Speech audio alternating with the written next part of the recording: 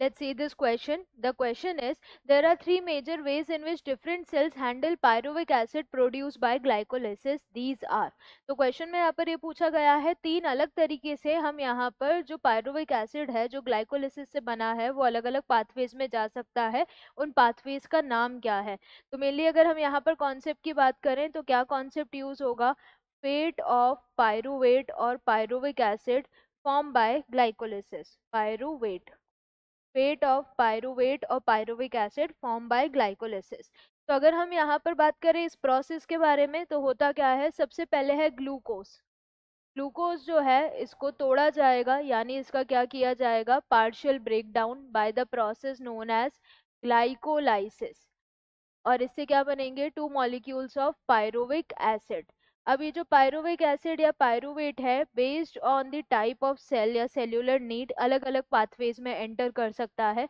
और वो अलग अलग पाथवेज कौन से हैं, एक पाथवे है कौन सा, फर्मेंटेशन एनारोबिक रेस्पिरेशन के रेस्पेक्ट में, और दूसरा पाथवे कौन सा है, aerobic respiration, aerobic respiration.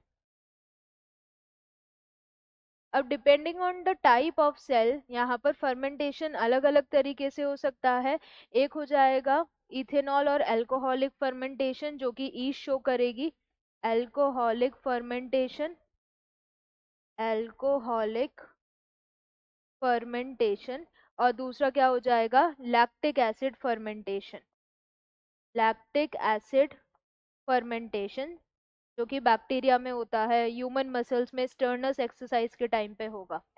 Then अगर हम बात करें एरोबिक रेस्पिरेशन के बारे में, ऑक्सीजन के प्रेजेंस में कंप्लीट ब्रेकडाउन ऑफ ग्लूकोज, तो जो पायरुविक एसिड बना है वो पायरुविक एसिड आगे जाएगा पहले किस में, लिंक रिएक्शन में।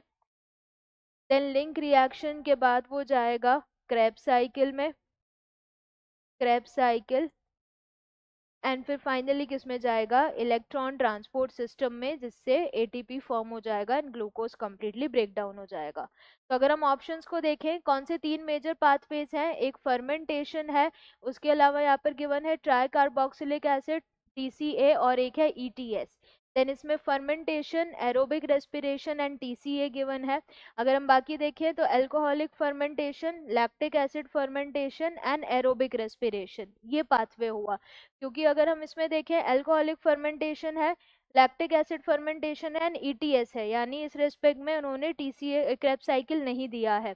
सी ऑप्शन की अगर हम बात करें तो इसमें कंप्लीट हो गया दो फर्मेंटेशन और third major pathway aerobic respiration, जिसके अंदर ये सब आ जाएगा।